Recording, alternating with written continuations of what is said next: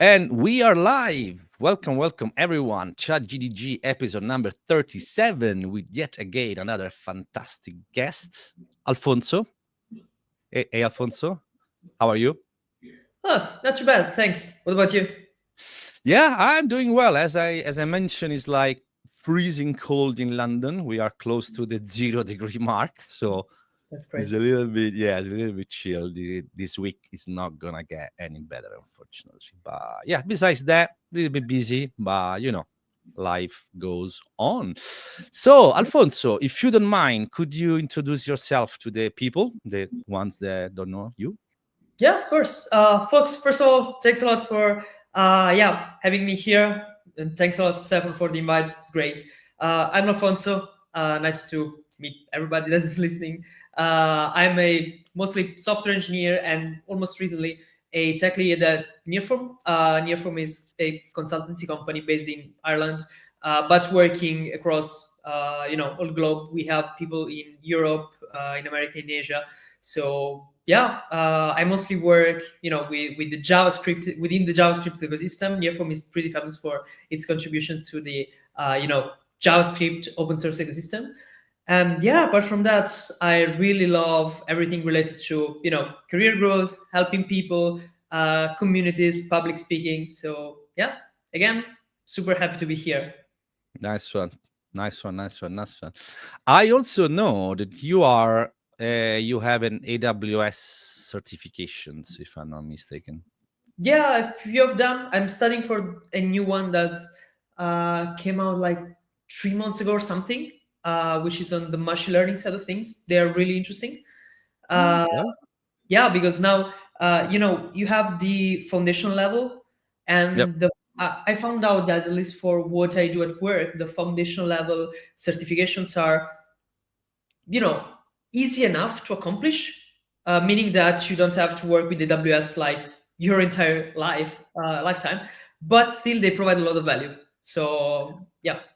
Is it true that if I remember correctly, the baseline is like the cloud practitioner, Yeah, like you have the entry level? yeah, that is like super entry level. Anyone that even never worked with cloud before can earn.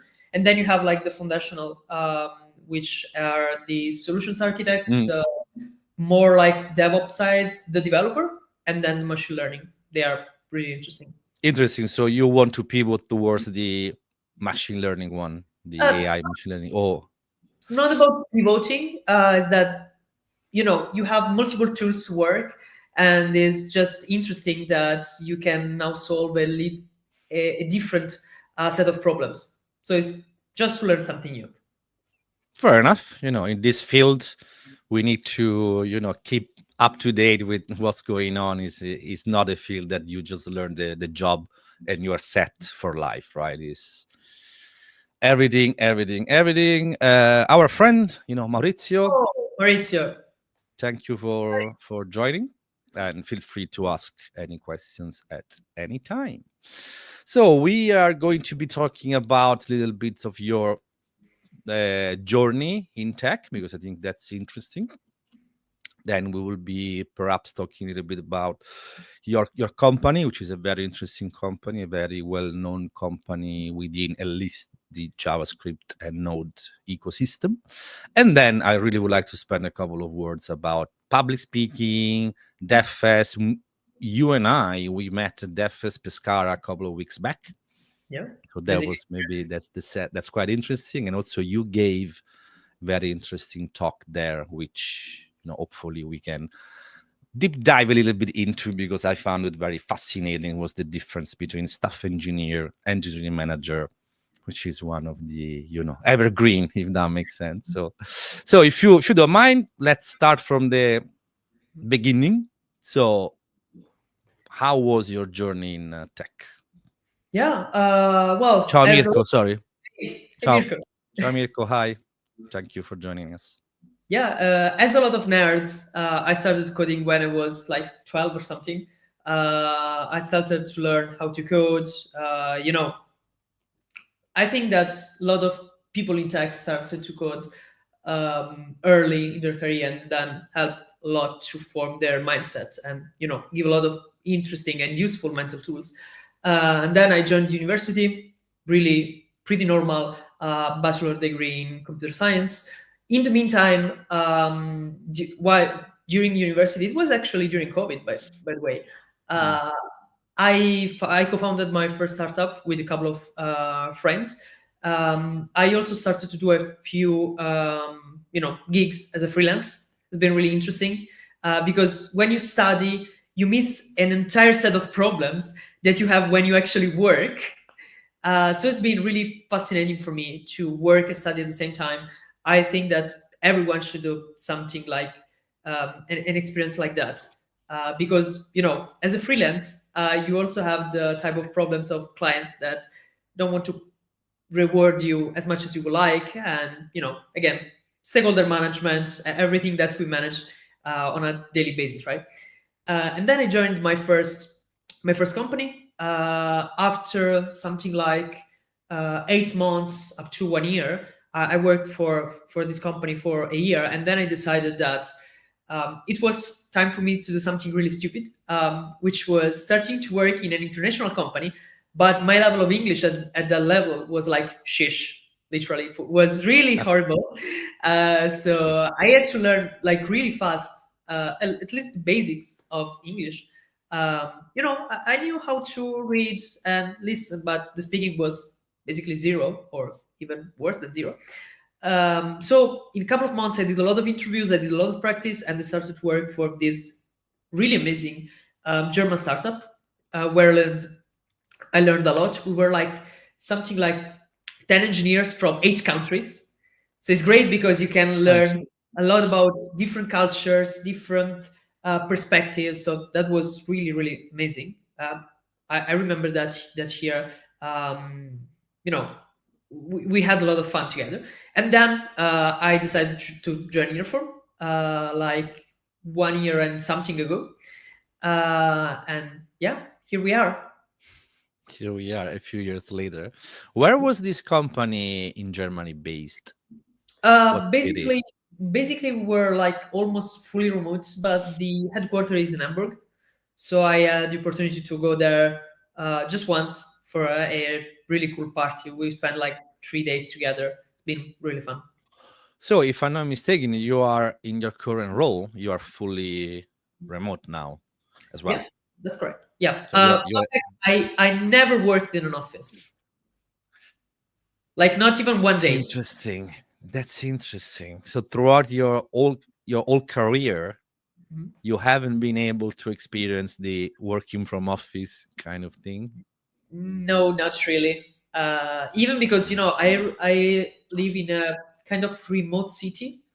So it's a really small city, like 25,000 people. There are no tech companies, or at least not tech companies that I'm interested into. Yeah. So one option was to move in like London, Dublin, Hamburg itself. But yeah, didn't happen yet. Who knows in the future? Yet. Yet. Yeah. Now this is quite interesting, right? Because I'm a little bit older. So being a little bit of an older generation, when I started ages ago, there was no such thing of remote working. Just simply was not. So you would join a company and you had to go Monday to Friday. That was there. So and then COVID happened. And when COVID happened, clearly things went a little bit weird. So that's why all these fully remote kind of things took off. But then now we are more adding more towards a world in which the hybrid system is the one that I think is one of the most common ways of working, which I personally like because I appreciate the conveniency of working from home a few days. That's nice, but I also value very, very highly the personal connection and the personal interaction. That the only way in which you can experience these things is like to be there, Yeah, be in the office. I actually 100% agree. So even if I'm working remotely, one of the things that I'm missing at the moment is a little bit of serendipity, and also living your life with your colleagues, or at least meeting your colleagues when you can, or even exchanging ideas. I'm not sure, but I got the feeling that exchanging true ideas and creating really strong relationships is really hard in a remote context. I managed to do It it is. with a couple of people, but when you're in person, is way easier. It is. It's not impossible, clearly, by any means, but it's difficult, right? Like it's more difficult. It's difficult and it's different. Just because we are human beings at the end of the day, so we need to have this social aspect. Is very important for us, right? Then, especially in a working environment, besides like bonding with people, create these relationships, sometimes it's just much easier to solve problems if someone is literally there. You Yeah, can go to that person's desk within 10 minutes, the problem is done. So clearly that there are quite a few pros, but on the other hand, I appreciate that not everyone lives in a big city. So yeah, clearly there are some logistical challenge. So in order for you to experience that, 9 out of 10 you would need to relocate relocate. Yeah. somewhere, which is also cool because then you would experience something different in your day-to-day life, right? Just Oh is yeah. a way to grow. This is how I see that. I Yeah. left Italy 12 years back, so long time Oh ago. well, long time ago. Yeah, indeed. So Nearform now, which is gonna be like 14 months, 15 months that you are Yeah, yeah, something like that. Yeah. there, and your current role is more of a tech leader, right? Tech Yeah, lead role. I changed role in, officially like 3 months or something ago, but I've been in role for like 8 months or something, because you have to perform well in the role, and then you get the actual So, promotion, which I exactly. think makes a lot of sense. And also, the tech, what I've noticed is that the tech lead role is really different. Well, of course, it's the same to some extent, is really similar, but in other words, it's very different from a, let's say, classical software engineer role. You have way more responsibilities. The set of tasks is really different. So the fact that you have to work, that you have to stay in that job, in that position for, let's say, 6 to 8 months before you get the actual promotion, is also a tool that helps you to understand whether you want to do it or not. Because at any point you can say, okay folks, that's not what I was looking for, give me back my software engineer job. Fair enough. So, if I'm not mistaken, you mentioned that because I mean, every company has its own twist about what a tech lead is. Is like from some companies, an IC, other companies manage people, other companies does not even fully belong to any teams. It's like something that someone who roaming around and try to fix issue. If I'm not mistaken, you are more on the you are managing people now. Yeah, that's correct. So actually, Nearform is not called yet tech lead. It's called DA, which stands for delivery architect. Mm. But actually, is a tech lead. And in our case, yes, we are managing people within our team. So we have the line management of the people. We work, this is review season, right? So we have reviews. We manage everything, as a line manager. Interesting. So I'm quite interested about like team structures and org structure because something that really I'm passionate about. Could you share like what's your team structure? Yeah. Like it's like you as a tech lead, then I would imagine a few between seniors and juniors or That's interesting. Actually, we don't hire, and apart from a few exceptions, we don't plan to hire mid and junior developers for company reasons. So our teams are composed by 100% senior or staff engineers, and then there are the DAs, so the tech leads. Then we have usually product managers, like internal or external product managers. Then we have designers within the same team. But it actually really depends on what the team needs, right? So if you are on a team working 100% on the back end, you don't need the designer. Of course. And for example, we have teams that work on design system, and they have like two designers, two developers, really deep into the front end part of it. So the team structure is, what the project actually needs.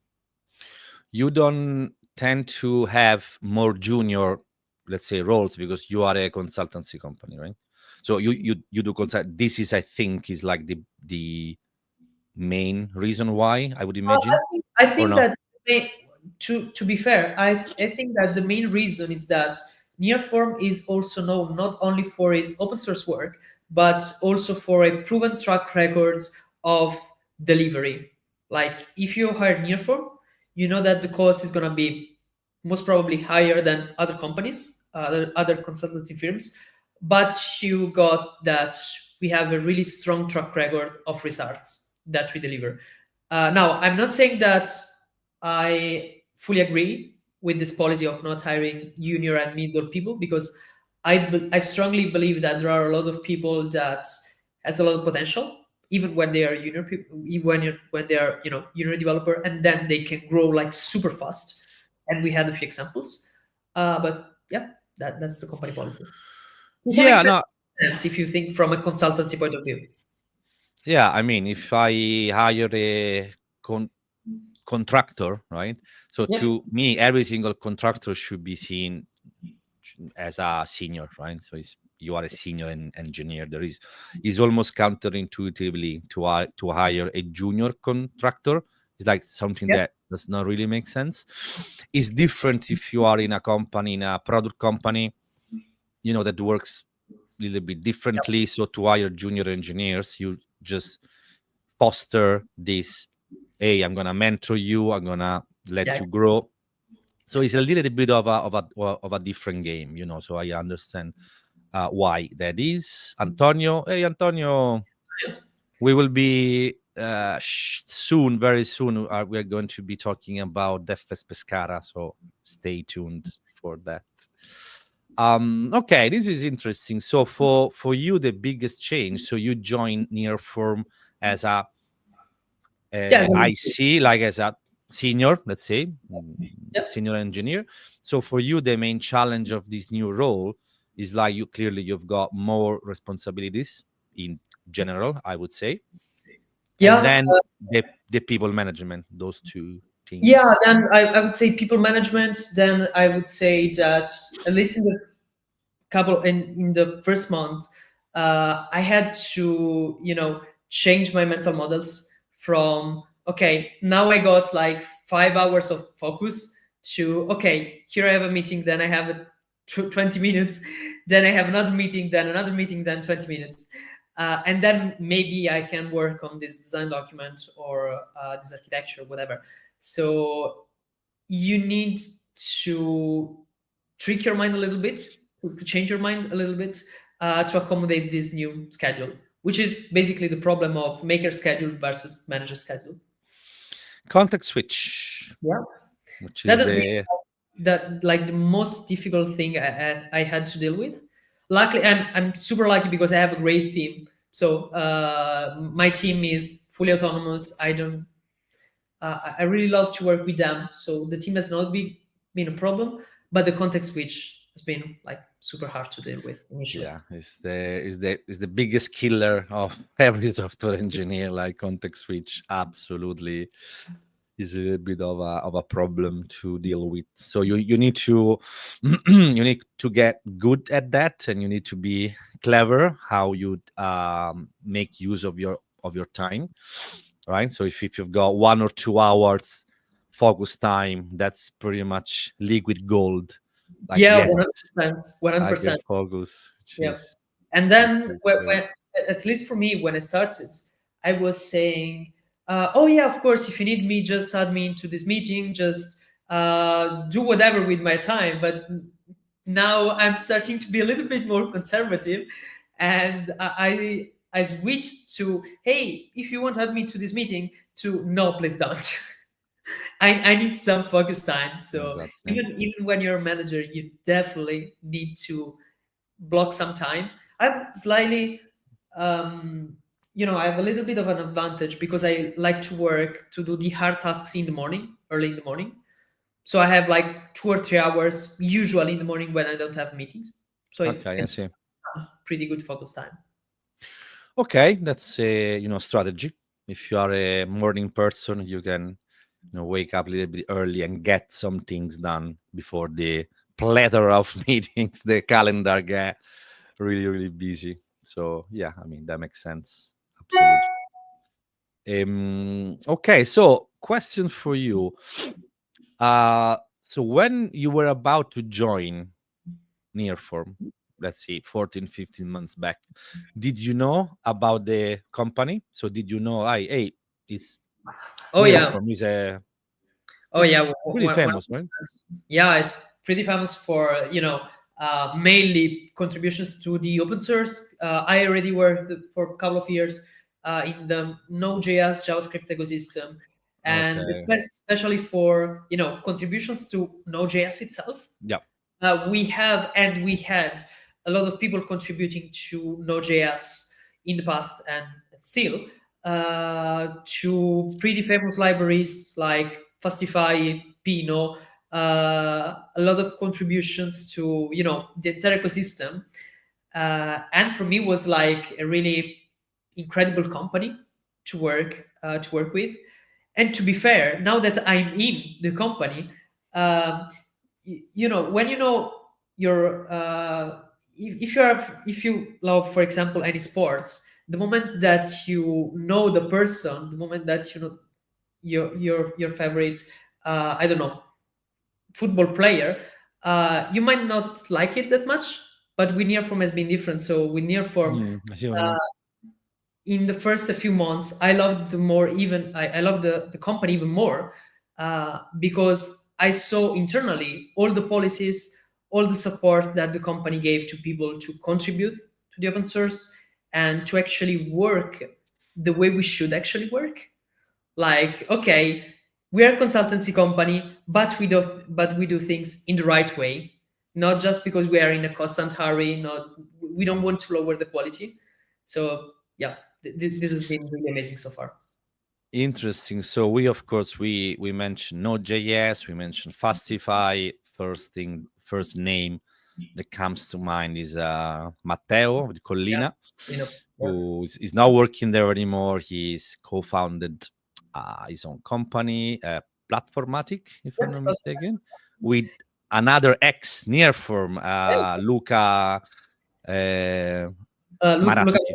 yeah, and there are very and in Platformatic, there are a couple of other ex-near formers, Ah, like okay. for example, Paul and Sonia, which are in the Node.js TSC as well, and we had some other great contributors to Node.js in the past, like for example, Marco Ippolito, which brought a partial support for TypeScript within Node.js, which at the moment is experimental, but is great, because at the moment you can basically strip types from your TypeScript file. So if you're not using things like enum, you can just write your application in TypeScript and run it with Node.js, which is amazing, because it removes an entire class of problems.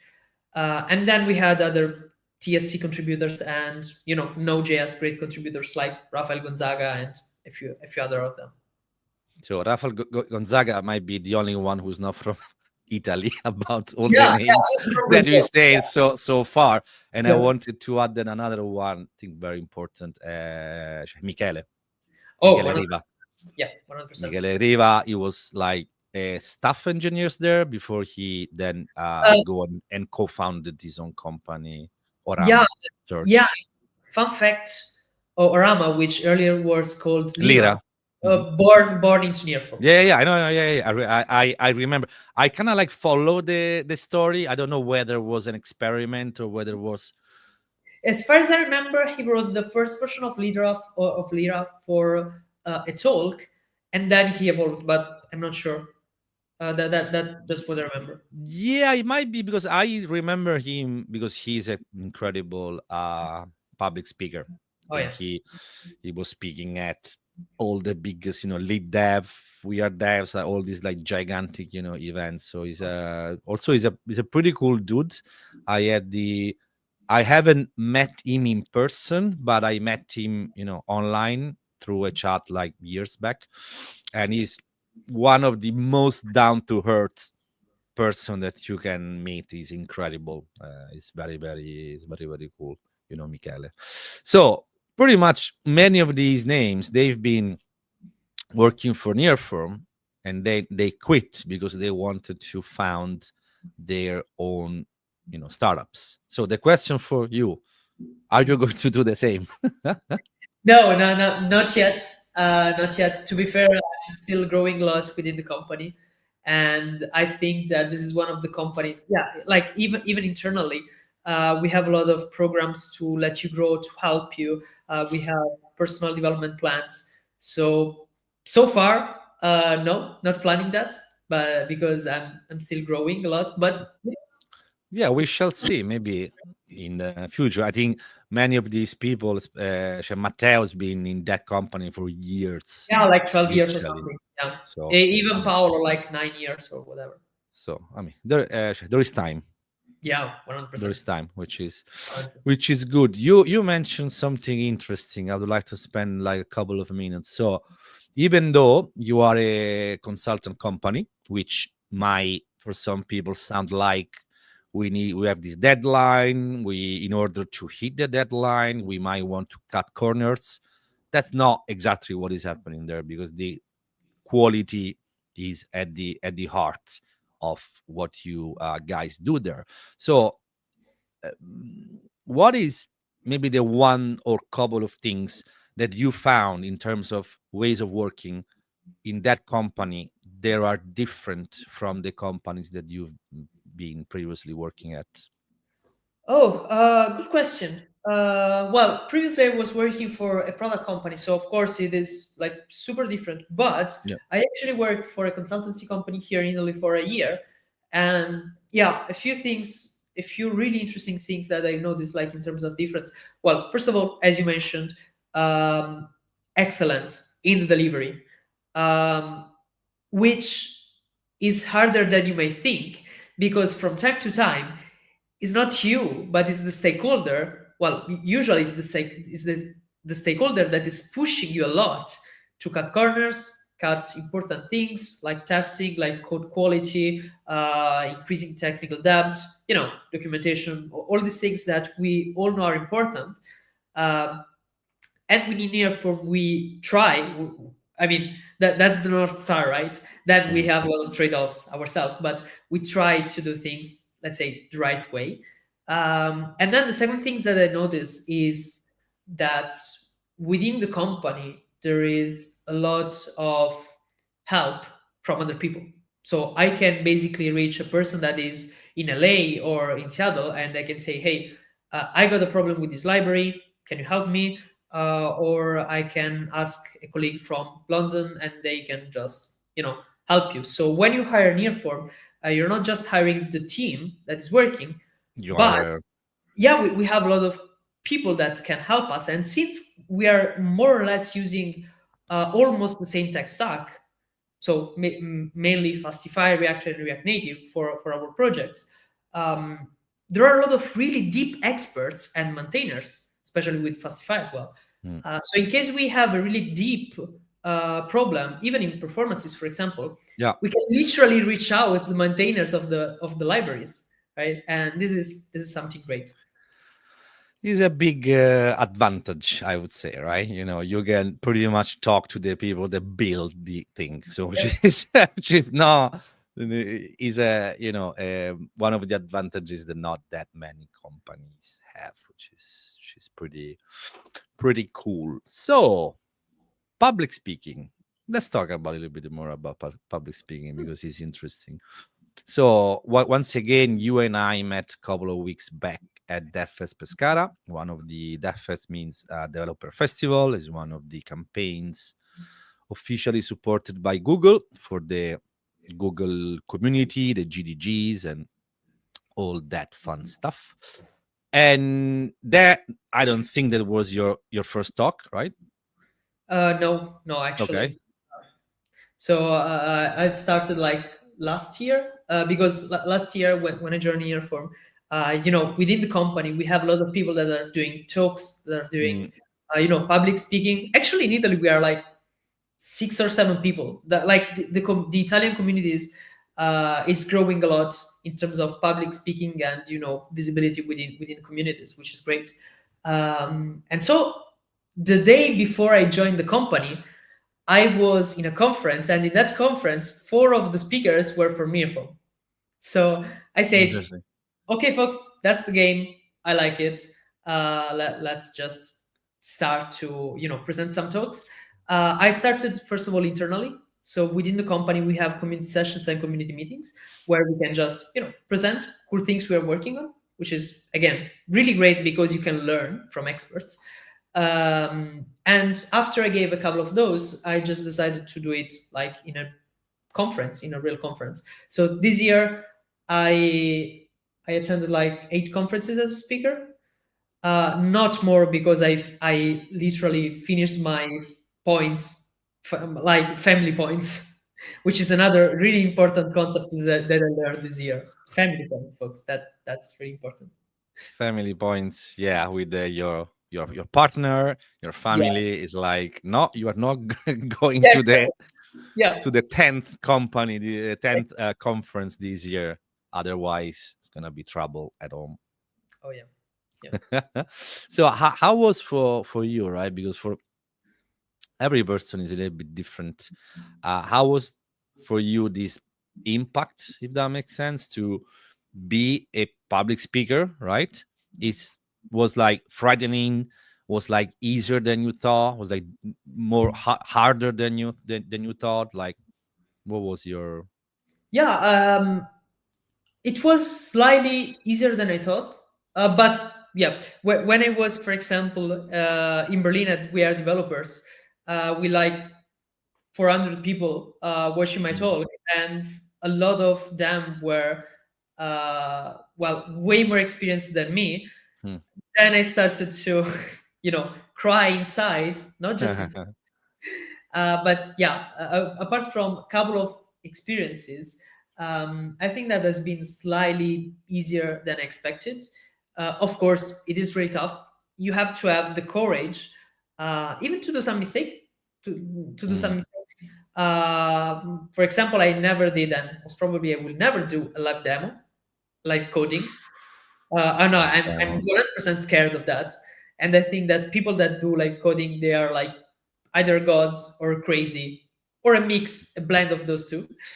But yeah, when you are on the stage and when you can control things, and when you tried your presentation and iterated on it like tens of times, then yeah, you can just perform. You are a performer, and to be fair, I think that public speaking, when you're in a conference, it should be, you should have a part of education, but it should also be entertaining.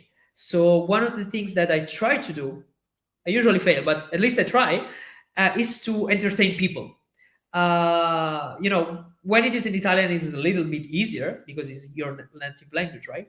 But even talks in English, you still need to try to uh, don't just give information, because you can find information online, right? But give useful content and a little bit of fun. And keep it interactive. That's the Yeah, key, I yeah, think, yeah. to try to involve the audience, because that can help to keep the attention level. At the end of the day, even a 20 minutes talk, which is not that long, can be It'd be sometimes very not boring, yeah, if you don't. boring, sometimes difficult to follow, right? Because the attention span, especially nowadays with all these like socials and stuff, is very very small. So if you keep feeding that kind of input, people are more engaged and they follow just better. So I think the challenge here is to find the perfect balance between giving information, keep it entertaining, involve the audience, and try 100%. to ride that wave. That makes sense. 100%. And one thing that I learned is also to try to know your audience a little bit, at least a little bit, to understand how deep you can go if you are doing like a technical talk. On a technical level, you mean? Yeah, on a technical level. Because, for example, I a couple of times I did a talk on React on a specific library of React, and I can talk you about the internals of that library. I can talk you like super in deep of that library. But if you are not like super familiar with React, if you're not super familiar with some specific concepts, then it's hard for me to convey the message, and it's like super hard for you to follow. So if you know more or less the level of the audience, just with a couple of clarifying questions initially, that I think it helps, because it sets the standard and helps you to understand that maybe you have to go deeper in a few things. Maybe you can skip a few things because they may be too technical. So You need to tune pretty much yeah, exactly. your presentation. If in your audience there is Dan, Abramov, probably you can skip the presentation Yeah, and just go probably on. you should be on stage. Yeah, you're like, do you want to swap? Yeah. Yeah, okay, interesting. Can I offer you So, a, what was that? can I offer you a beer or something? Can I offer you a beer? That's the minimum that we can do. So the talk that you gave at the FS Pescara, I think, was very interesting. I personally find is an interesting concept, right? So you were try to start this conversation about what's the difference between, in terms of career path, staff engineer versus engineering manager, which is the big, in a way, crossroads. At some point when you're senior or senior plus, you gotta make a choice, and then you wanted to tackle exactly this, right? Yeah, I actually found this, let's say, problem interesting because back in the university, I learned how much important is career design. Like, okay, I don't want to do this job like for 40 years and see what happens. I want to be intentional with my career. I want to be intentional with the companies I join. I want to be intentional with the technologies I learn. I want to be intentional with pretty much everything I do because I think that there is an advantage, right? So we will work for 40 years or something like that. But if you are intentional, you can drive your career in the direction that you want, right? Of course, you might have layoffs. A lot of things are out of our control, but at least we can, let's say, optimize, or we can work on things that we can control. Uh, and so the moment I joined the Nearform, or even earlier, to be honest, because I was, I have always been interested in this topic. I try to figure out just for myself, just for my career path, um, what are like the deep differences between the management paths, the YC paths? What are the myths? For example, a lot of people think that if you are a staff engineer, you don't need to be really able or super able in communications. So you can, let's say, learn Rust super deep, and your communication skills doesn't matter, which is I kind of I agree to disagree, if that makes sense. okay. Yeah, Yeah. yeah, I mean, I think communication is important, is an important skill. I think you should be able to communicate, even though if you don't manage people, you have to be at least decent at communicating with stakeholders. yeah, 100%. But even, for example, a design document, even if you're writing a design document, is communication. To some extent, code is communication. You're not just communicating with a machine, because otherwise you can Yeah. just write it assembly or whatever. You're communicating also with people. So, to some extent, communication, of course, in different forms, is still like super important for both. At least that's what I think. No, I'm 100%, 100%. The more senior that you get, even if you keep, being in the IC track, communication is something that you cannot, avoid. That's Yep. simply not not possible. And also one thing that I would like to add, I think is very important to be intentional. So to try to at least look ahead a few years, right?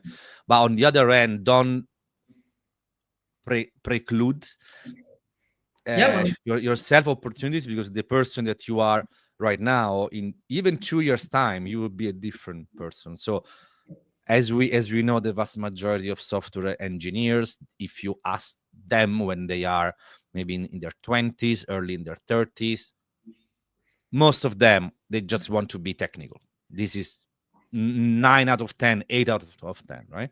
But then when you grow older and you start growing gray hairs, things change. If you would have told me 10 years back, hey, you're going to manage 14 people, as I say, that's not gonna happen. You know what I mean? I would rather do something else. Then things change. You change as a person. So it's important to keep your options open.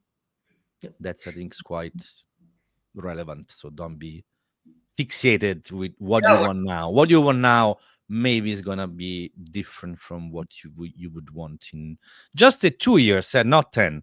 yeah, In yeah. 2 years time, folks, 2 years is maybe It one, is 2 years fair is enough. a long period.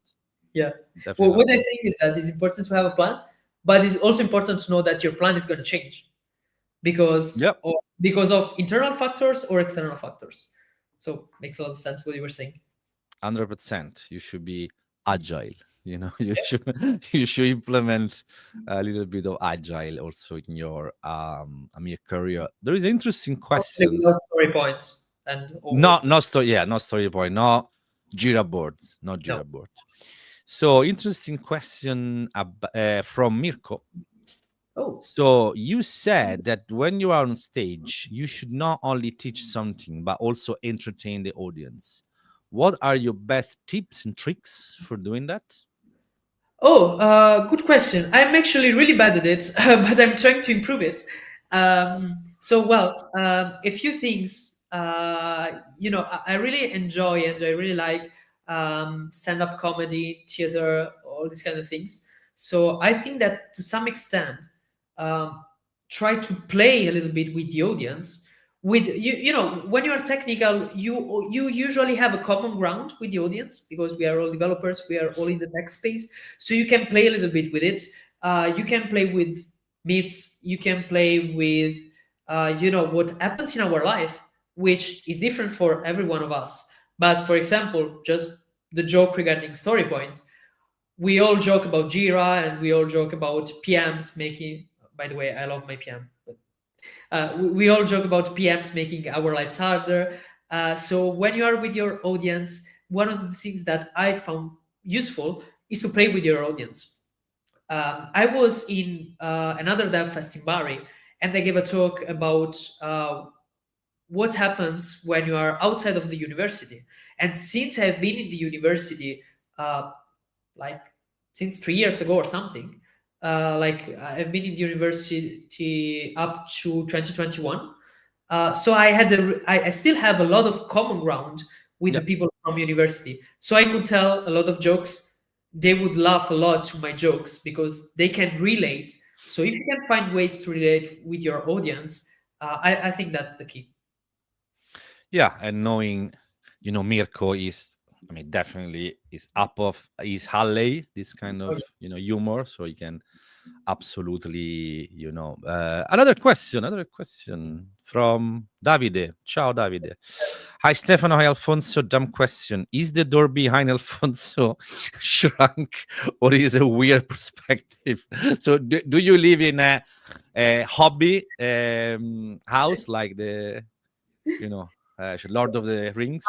I never found out to have the perspective precise. I would love to do it, but I like tried an entire Saturday afternoon to like make the perspective correct. Just doesn't work. I don't know. Yeah, but that was a very interesting question, Davide. You are looking at the small detail, attention to details. Oh yeah. Attention to details. That's pretty one important. So DevFest, we met once again at DevFest Pescara. DevFest Pescara was for me was the first time that I went to that Oh, really? specific DevFest. I've been in a bunch of DevFests throughout my years, but that was the first time for me at DevFest Pescara. Thanks, it was driving me crazy. Yeah, I think that Davide must have like a weird type of OCD, Oh, like yeah. why that door is so small. Yeah, I yeah. think no. I mean everything's fine. We can officially say that Alfonso lives in a regular house. We Yeah, can it say that. looks weird. It looks weird, Looks but it's weird. normal, or It's normal door. Okay, fine. So I found that was amazing. I mean, to be honest, First in First was very successful. I oh, yeah. think they crunched some number at the end, and including participants, attendees, staff, volunteers. The number was something like 810, 14 Yeah, people. So yeah. 800 plus, which Yeah. is We joke about that specific dev fest, saying that is a dev fest that forgot to be a dev fest, meaning that now is looking more like a bigger conference. But yeah, yeah, they really scale up. So no, it was cool. It was cool. I really liked it. I really liked the theme. There was Back to the Future. It was this kind of theme of the conference. They managed, I don't know how, to get a DeLorean. There was the actual car in front of the venue. So for both days, so it was like absolutely incredible. Yeah, I mean, well done, Antonio. even the details of the DeLorean were great. Like, and the initial presentation, everything has been like super well organized.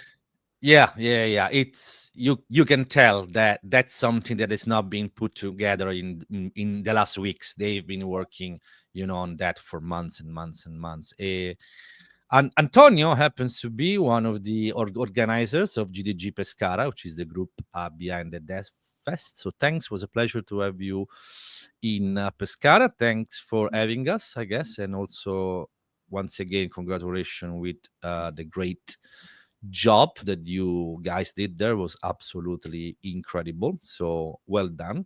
The one thing that I have to say, which is quite fun if you think about it, uh, I don't know what happened last year in terms of how many international speakers and international people attended. I know a couple, but maybe this year there were a little bit more. And the really fun thing, all of the international folks got absolutely hooked to arrosticini.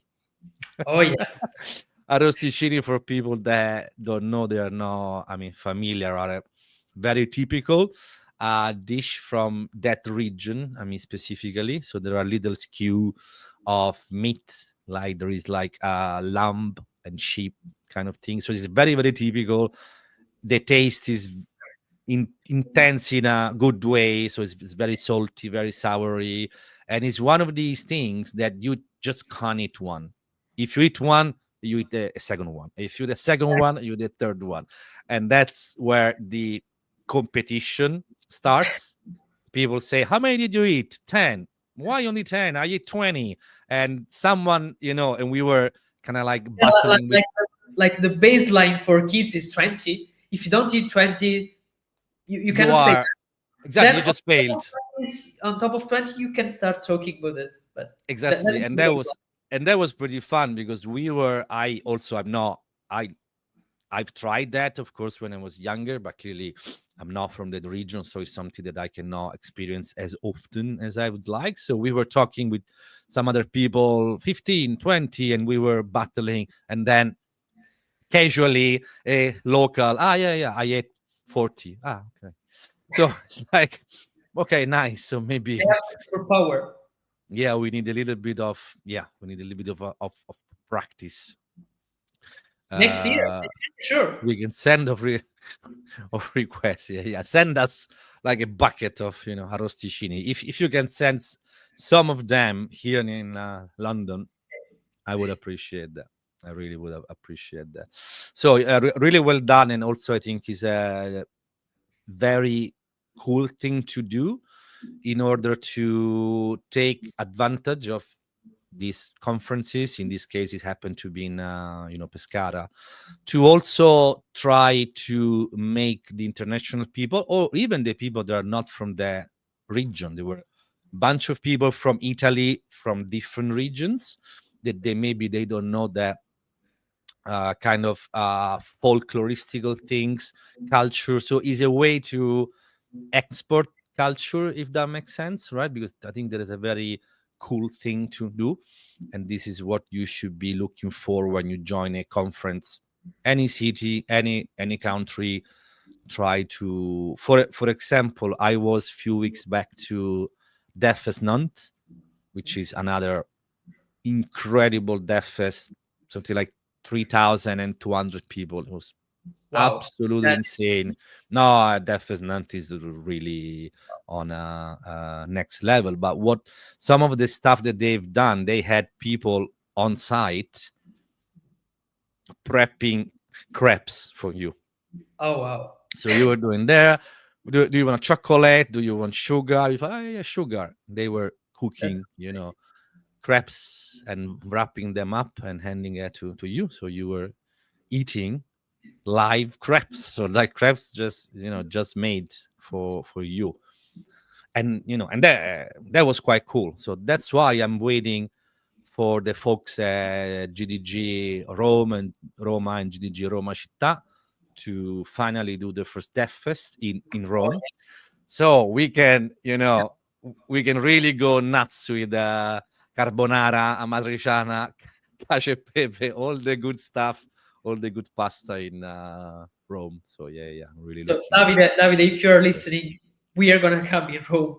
Hopefully in the next few days, a few months. So Yeah, 100%. They're doing a really good job there. I've been I've been keeping an eye, even if I've been living in London since like 11 years. Rome, of course, is where I'm from, so I at least 3 times per year I'm in Rome, catching up with family and friends. So yeah, I'm really looking forward to one of these days to join one or their events, and maybe hopefully I can help a little bit with DevFest next year. That would be that would be that great. would be that would be cool. And of course, Davide say quando pare, which is a Roman way of saying is like when you want. Okay. Oh, interesting. Good. Interesting question from Antonio.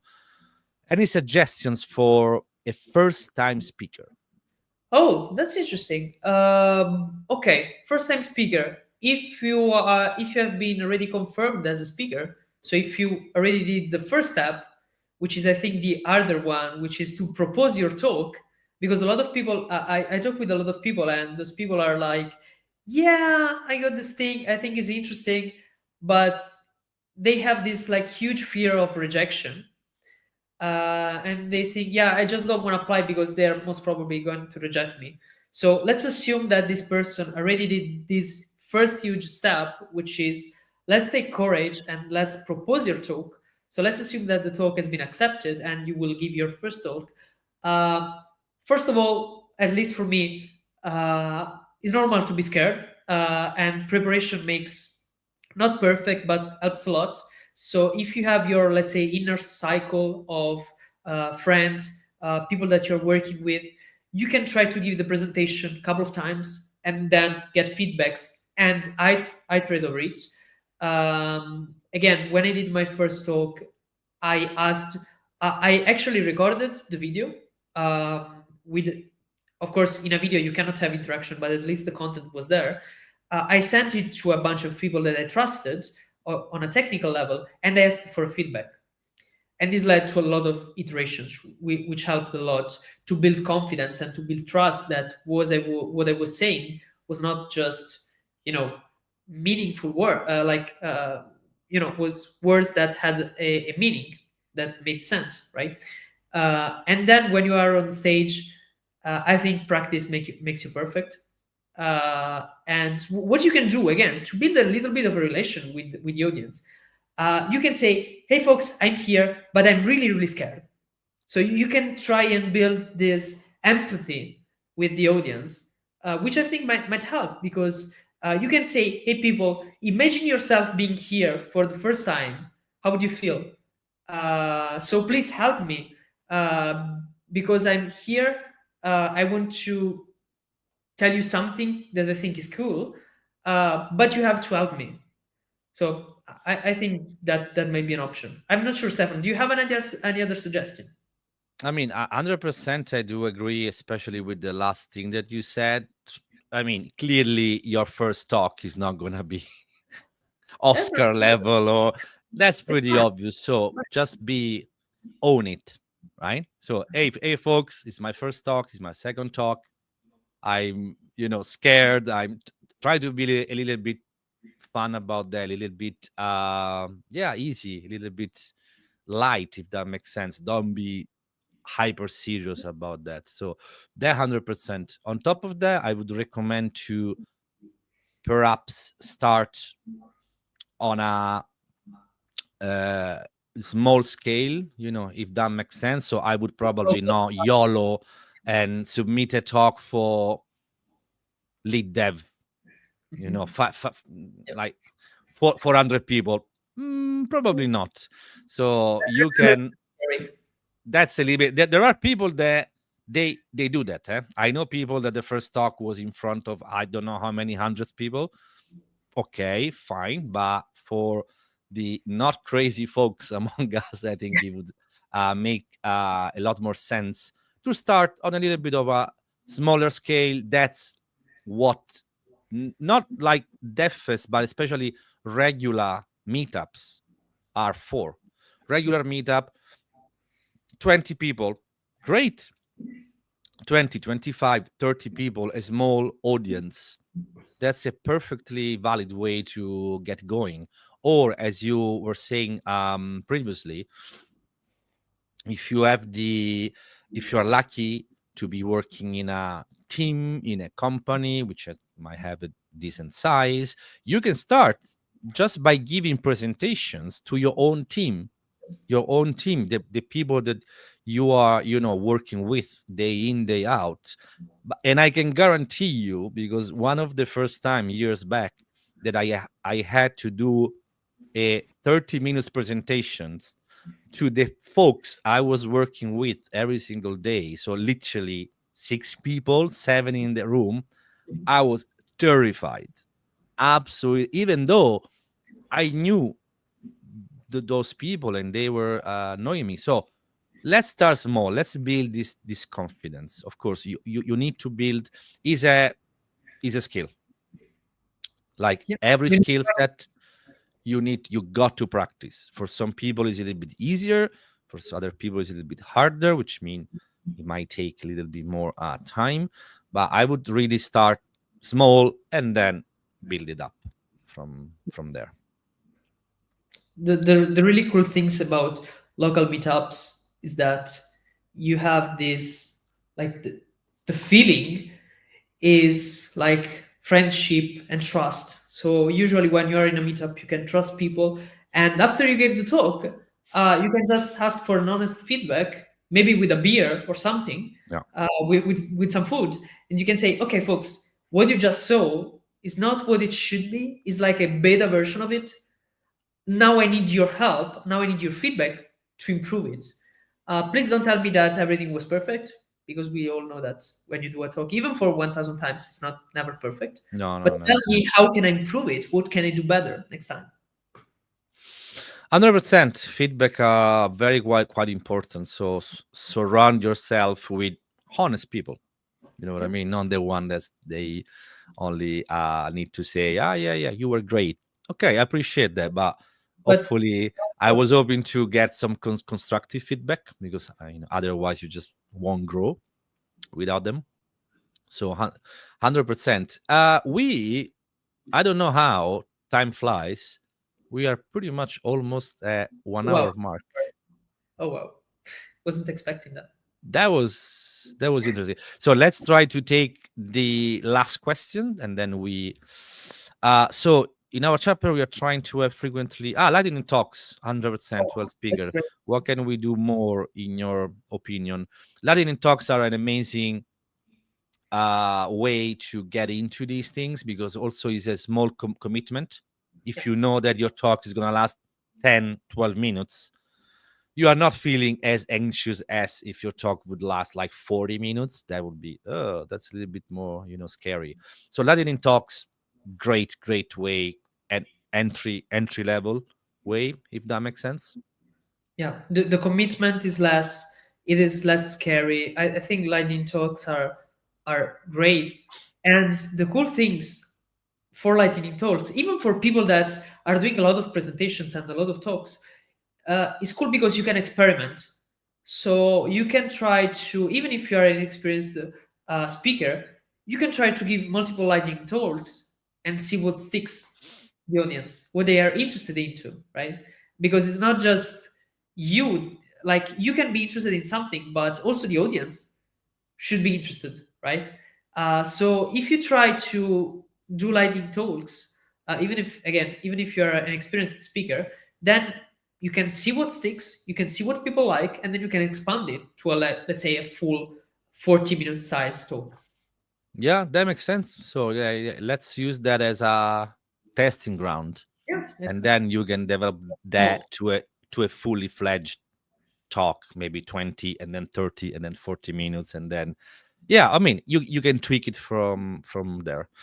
Brilliant. So unfortunately we are out of time. I don't know how did that happen, given that the conversation flow Yeah. very well. So for the time being, I have to say bye to Alfonso. I really appreciate you being here. Thanks, Stefano. You've been a great host. So thanks. Thank you. Appreciate that. And also thanks a lot to all the people that came here to watch us. And hopefully they had at least a pleasant, hour, listen to us. Cool. So for the that's it for this episode. I hope to have you again soon, maybe for a part 2. That can be interesting. For the time being, episode number 37 is out. Thank you, folks. Bye, Until folks. next time.